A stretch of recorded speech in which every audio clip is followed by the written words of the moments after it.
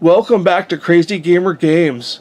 This is part 11 of my quest to build an Adeptus Mechanicus army for Warhammer 40k for the very first time. And wait, there's nothing on the table. But there is going to be soon. I want to give an update on my latest builds. I have finished the Armiger Warglaive. He is magnetized at his arms, so you can switch the weapons out. Switch his weapons out. Position him. And he's also magnetized at his base. I used 8mm magnet, 8mm by 2mm magnets. I embedded them. I covered this one with Vallejo plastic putty, so I want to see how that turns out. There's a lot of pull on these magnets, so it's not coming off. On the arms, it's 3mm magnets by 3x3 magnets, which appear to be strong enough, and he can be positioned in multiple different ways. But that's the Warglaive. He is ready to have some paint done to him. And speaking of painting, I have made some progress on my engine sear base. We got the base colors on, a little bit of dirty shade on here, and we have coated a primer coat on the engine sear, so you can see how he's starting to take shape, crossing over the wall for my HQ. So hopefully I get some more paint on him and finish up the base. A lot of the base is going to be covered in Martian dust and Martian, terrain buildup. So there's going to be a lot of red oxide and Martian iron earth and iron crust on it to cover up a lot of the details. But I am also going to paint the Aquila silver, but most of it's going to be covered up by the dirt. But that's on the painting part of. And we last left on when I was working on the Dune Crawler, and he's still in two pieces for ease of painting and basing, but basically there's the Dune Crawler, and he is magnetized, so the eradication beamer or the neutron laser all fit. Then if I need the Icarus array, pull that off. I can stick on the Icarus array. And we can open the doors. I have not finished magnetizing the twin autocannons yet. They are super tiny, and I'm waiting for some 1mm magnets. My 2mm magnets are too big, and the only way I could do it is where they would stick on and show and make the gun longer, and I don't want that. But take that off. That is a very powerful magnet. That's a 10mm in there and an 8mm in the cap piece. So that's very strong. Very strong on that. And then the twin phosphor blasters. They also come off of the base plate so the twin autocannons can go on. But that's... And then this guy, he can pop out if I don't want the heavy stubber. I will put a magnet. I'm going to put a magnet in the bottom of him, so he just sticks in there better. But I'm going to do that later on. Might not be done on this one, but the next models, I'm going to install the magnet on the underside of this plate before I build it. Put the whole thing together. I've learned a lot of different tips and tricks, to how to place the magnets. I'm also going to magnetize them to the bottom half on future builds. But that's the Dune Crawler. And now that that's done, what are we going to do next? So let's take a look. We are going to do the Castellan robots. So let's put this down and let us take a look at the Castellan robots.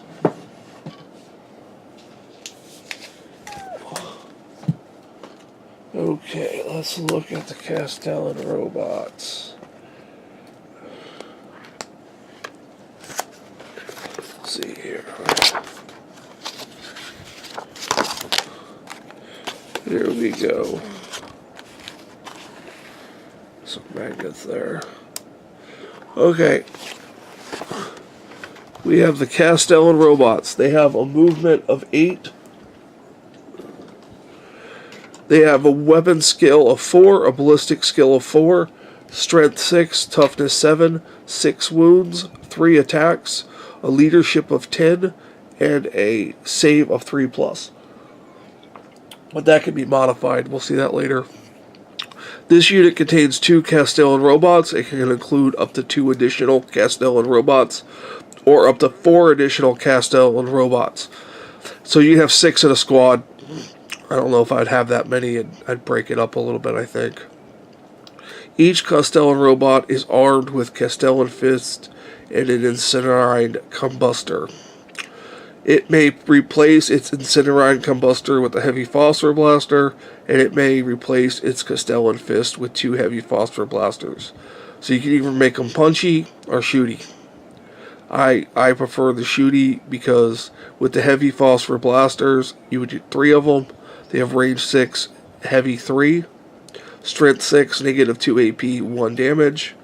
But the important part is units attacked by this weapon do not gain any bonus to their saving throws for being in cover. So I like that.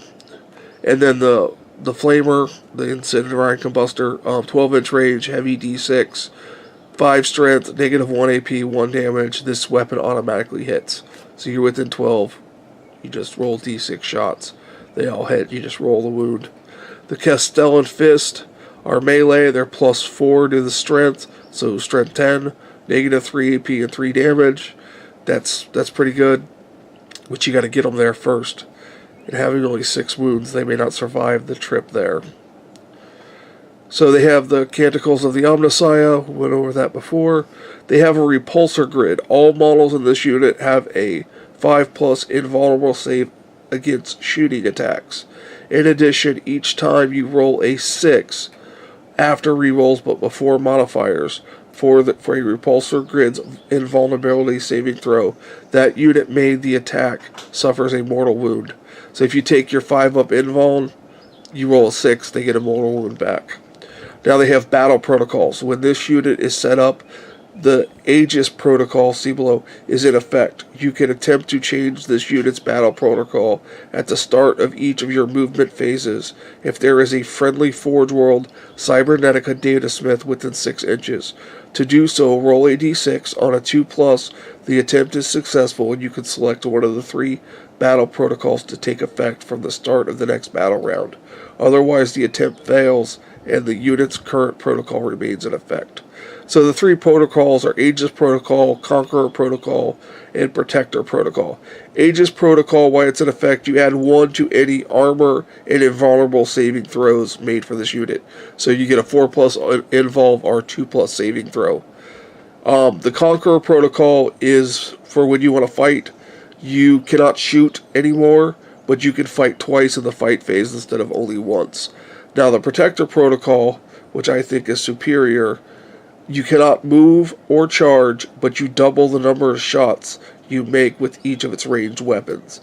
So the Heavy Phosphorus Blasters become D6. Or, I'm sorry, just 6 shots. And that's 12, 18 shots per robot. It adds up quick. So, and then it has Explode, reduce to 0 wounds, roll a D6. If on a 6, each unit within 3 inches suffers D3 mortal wounds. Now, we have to talk about the Cybernetic Datasmith because he's with these. He has a movement of 6, weapon skill 3, ballistic skill 3, strength 4, toughness 4, wounds 4, 2 attacks, leadership 8, 2+ saving throw. He's armed with a power fist and gamma pistol, which have gone down in price remarkably. Gamma pistols, 12 inches, pistol 1, strength 6, negative 3 AP, 2 damage. You can reroll wound rolls for this model against attacking vehicles. And a power fist, your standard power fist, time 2 strength, so it would be 8, negative 3 AP, D3 damage. When attacking with this weapon, you must subtract 1 from the hit roll, so it would be a 4+ hitting. Canticles of the Omnissiah. He has Master of Machines. He can repair only Castellan robots within 3 inches, D3 wounds. And then he has a 5+ invuln save. So let's take a look of what's in the box. Let's take a look here.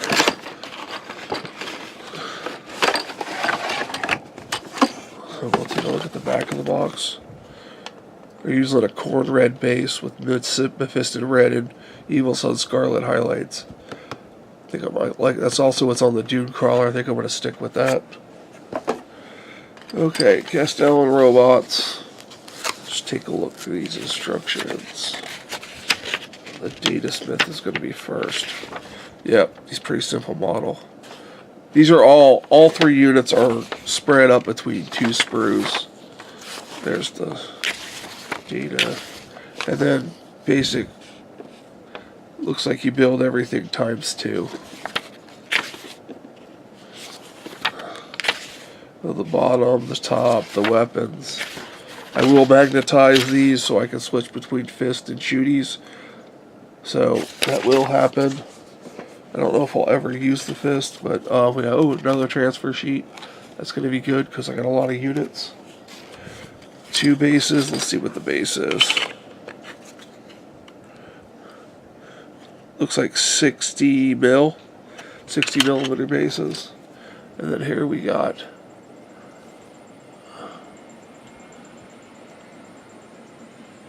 looks like there's part of the Data Smith. There's 1 robot torso and some weapons, the shoot weapons, heavy phosphor blasters, and the fist, or 1 set of fist. Oh, and there's the base for the Data Smith. And then here is another fist, the backside of the Data Smith, the other set of weapons, fist.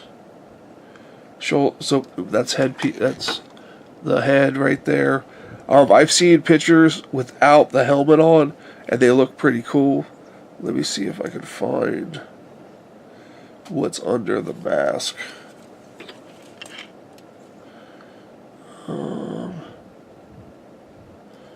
Well, I'm not seeing it right here, so I will, when I build them, I will leave the helmets off so we can take a look at what it looks like. There's the power fist right there. So that's the sprue. This will probably be my last video until after the holidays. But I hope you join me after the holidays for more of my quest. I'll have some more painting done, hopefully, and some more building done. I wish everybody happy holidays. And for Crazy Gamer Games, I'm the Crazy Gamer. Have a great day.